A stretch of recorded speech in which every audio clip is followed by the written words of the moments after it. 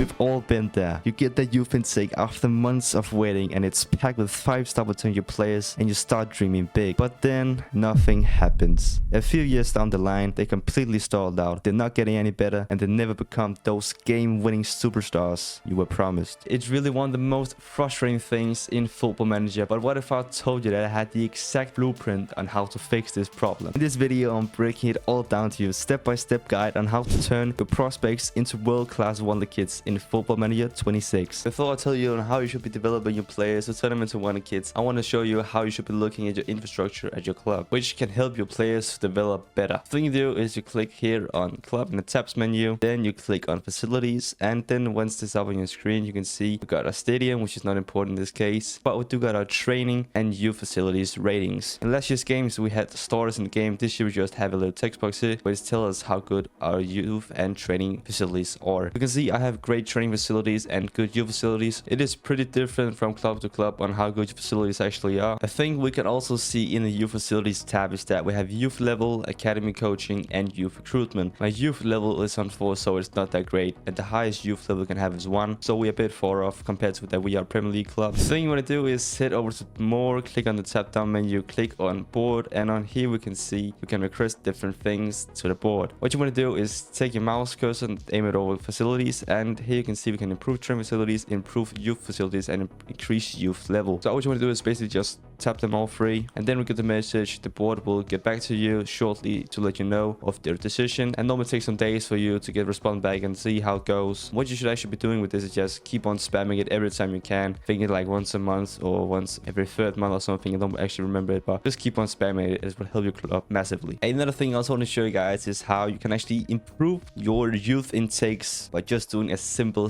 thing. And how to do this is actually very easy. You want to head over to club, click on staff, click on club staff, and then what we can see on our screen is coaching staff, recruitment staff, and medical staff. Click on coaching team, and you want to find your head of youth development. As you can see, my head of youth development, he actually one of the best in the game. He got working with youngsters, being on elite, judging player ability, being on elite, and judging player potential, also being on elite. And overall, he has an insanely good mental attributes. You can also find a new head of youth development staff member if you wanted to. It's actually very easy to do so. When I click on here in recruitment, click on staff database, and click on edit search, remove whatever we have here, staff role, coaching, head of youth development, click on pick attributes. Then you want to click on highlight key attributes for role, and head over to management roles and pick head of youth development. And here we have highlighted working with youngsters, judging player ability and potential. As I mentioned before, click apply and go back again, my bad. And here you can just choose whatever when a new staff member comes up, and yeah, just like that you have found your new head of youth development. The next thing you want to focus on is getting better youth coaches, and the way you do this is actually also very simple. Head over to the club again, click on staff responsibilities, then want to scroll down to find your youth teams staff responsibilities, and then you just want to take control of all of them if you want to find the coaches by yourself and not let the board find the coaches you can use. Okay, so now your club's facilities is on the verge of being upgraded, and your coaching staff should be better at this point. And now we'll get into how you should be developing specific age groups. But then you might be asking, what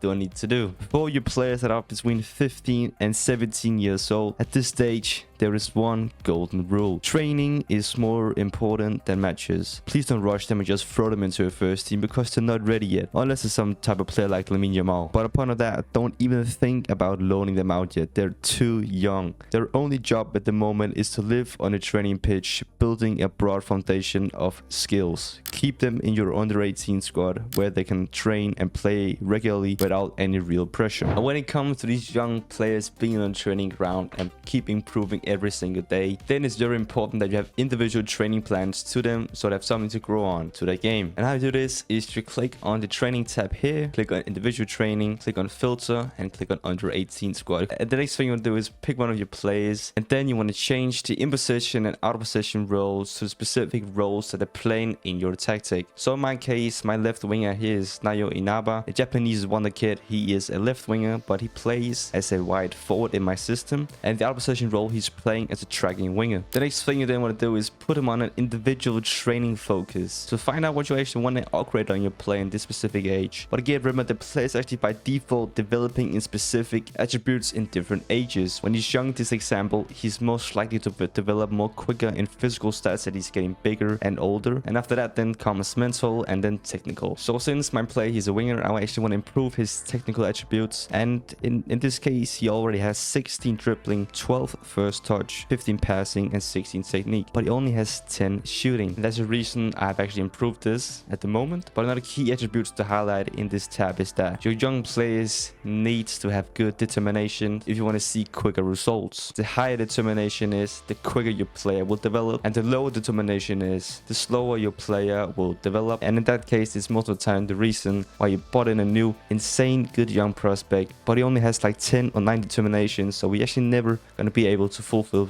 his potential. And the better that your player is actually training, the faster he is growing. So remember that also. And if you want your players to be having such a great training rating as I have, then don't worry, I'll be making a video on it soon. You should also be looking out for the coach report in the training tab, and here you can see we have pros and cons. In the pros, you can see all the good things about the player, and on the cons, you can see all the bad things about the player. Attributes for the young players you're having is actually very crucial, because in their time being players in these young ages, they just don't start with having good pros. They can't develop the pros and cons into their career. The second a player turns 18, the game completely changes. The golden rule now becomes match experience is more important than training. High quality minutes in competitive senior matches will do more for the development than anything they can do on the training pitch. So what you want to do is take your player that's between 18 and 20 years old, click on actions, click on squad, and then move to senior team. In this way, they are training with the first team players and coaches, which helps them develop way quicker than being in the youth teams. And then you might be thinking, then my player cannot play with the youth teams anymore. And yes, you can. The way you do this, click on actions again, click on squad, and then click on available for under 18s. Then you can simply just want to choose how many minutes and what kind of role he needs to be in the youth team. Then you can just take available for under 18 squad, and then you can click on 90 minutes. And again, you also want to make your players being on specific individual training, so just do as I mentioned before. And a way to make these young players get more playing time on the pitch, instead of just being a sub playing in the cup games for your team, make them go out on loan. It's better to have your players go out on loan to a different club and getting way more minutes on the pitch than getting only a few minutes on the pitch with your first team. And the way you put them on the loan list is go over to actions, click on transfer, loan status, click on available for loan. Next thing you want to do is set transfer status, and here you want to click on loan status. You want to have available for loan, and for all these 4 tabs here, you just want to have it on specific, or unless you want to have the clubs paying the exact same wage that he's getting, so you don't have to spend any money on him getting out alone. You could also do that, but again, and please don't click accept on every offer you get for your young player. The things you want to look out for when loaning your young player out is the other club's facilities. They absolutely must have to be good. Sending a player to a club with poor facilities will just undo all your hard work and make him develop slower on his 1-year loan spell. The next thing is playing time. The minimum agreed playing time must be a regular starter. This way they're playing week in, week out when they're fit. The next thing is tactics and squad. Look at the current squad and the manager's preferred formation. Loaning your star left winger to a team that doesn't even use wingers and already has a star in that position is a disaster. A good loan can make a player, and a bad loan will break them. Do your homework. By the time your wonder kid is hitting the early 20s, it's make or break time. They are either a member of your first team squad, or they probably never will be. The rules from the last phases still needs to be applied, but now with more urgency. If a player is age 21 and he's ready for the first team, then just please let him play. This is the age where the player needs to prove that he's ready for the first team, and that he also should be challenging for game time. But again, if he's not good at the age of 21 for your first team to be, then just tell them. I think that's also very key for young players in your squad is to have mentors for them. This is where the older players in your team can actually be a benefit, because they are true leaders in your team and they usually have good personalities. And to find out what kind of players you should be mentoring your younger players, you simply just want to go here to the search button. Then you want to click mentoring, click on here. And then once you're in here, just delete the mentoring groups that you already have, since they're not that great, okay? It's better to make your own mentoring groups, or you can even ask your system manager to come up with the best solutions. You just here click on ask Betsy to assign mentoring groups. Betsy is my assistant manager. Click on that. Click on don't show this message again. Click on yes. And to make your own mentoring group, you just have to click on create new mentoring group, and here you can select the mentors you want to have in your group. We can take Daniel Hoey, Ben Hyatt, and Louis Sika. Click confirm, and now I'll break down for you guys what this triangle actually means. The information on the graph highlights the group's efficiency and the players' effects and influence on one another. See, we have none, light, average, and significant. And of course, significant is the best and none is the worst. And then on the arrows, we can see how much of an effect and influence Daniel Hoey has on Louis Sika and Ben Hyatt. For Louis Sika, he's having significant effects and influence on him, and on Ben Hyatt it's only on average. But Ben Hyatt is also having an effect and influence on